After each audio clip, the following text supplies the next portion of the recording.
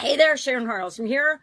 Use contribution SOAP framework step 3, action, conscious, selected action. Oh, wrong graphic. Step 3 is action, analyze alternatives, and act now. 2, supersize and grow your business. Well, that was a long introduction. Today we're talking about, and we're looking at we brainstormed at least 10 options to fill the gap between where we are and where we want to be yesterday with respect to the area of contribution for our business. And I want to do more volunteering, more in-person type events and volunteering, more engagement, direct engagement with the community, right? I do lots of videos, I do lots of sharing, but I want more interaction in my life because it's how we build relationships. It's how we really grow and supersize our businesses. Businesses are built on relationships. Do some people do them automatically? Absolutely.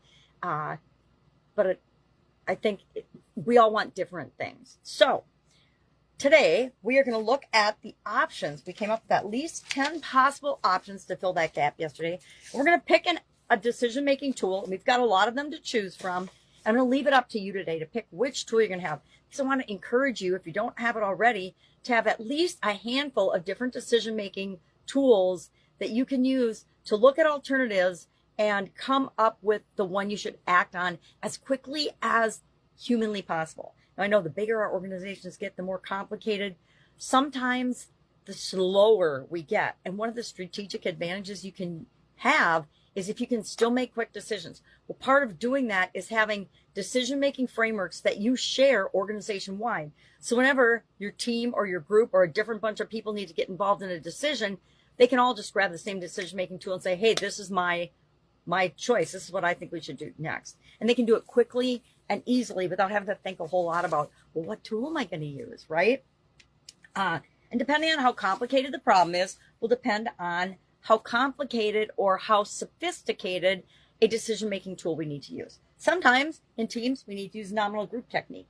I don't know that we've talked about that this year, but we'll give an example of it during one of our challenges, during one of our SOAP frameworks, or maybe even when we do our process, our ideas process at the end of the month, we'll use it just so we can get experience with using it.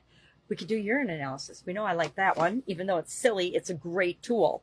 Decision making, if it's a simple problem, plus or minus. Okay, here's my 3 alternatives I picked from yesterday that I want to analyze to decide which one to take action on first. So I can send that out quick in an email and say, I need the answer in an hour or by the end of the day. And everybody use your decision-making plus or minus tool. Doesn't have to be complicated. Look at the 3 options. Put down a couple of pros and cons, which is the same as the pros and cons one, right? Or there's head, heart, intuition. That's has a little element more than just here's all the positives, here's all the negatives. Or we've also covered the 3 E's tool. What's the effectiveness, the effort level, and the emotional readiness for us to take this next action or step. So I want you to pick one of these tools, anyone, or a tool that you use yourself. I'm probably going to just do pros and cons because I think I already know what I want to do, but I like to go through the exercise every time we run through the SOAP framework anyway on a conscious level. So at least a dozen times a year, I am consciously going through applying different tools. Why? Because it gives me practice. And the more we practice, the more we do something, the more we use tools, the more they become natural for us. Like I said, this whole SOAP framework thing is so ingrained in my being and in my subconscious. I have to think about it to talk about it in detail. So pick an analyzing tool. I'm not going to put those down. I did that already. Use it on your 3 options. Pick an option and take action today. I mean today. Don't wait. Don't wait a week. Don't put it or send it to committee or a team.